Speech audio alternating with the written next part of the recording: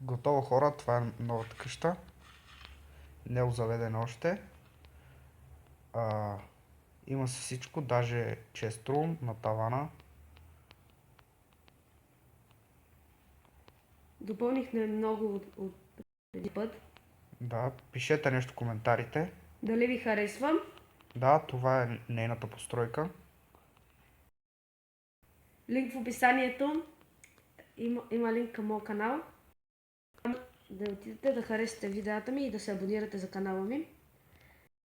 Може да напишете също дали ви харесва и моята постройка, както и за другата.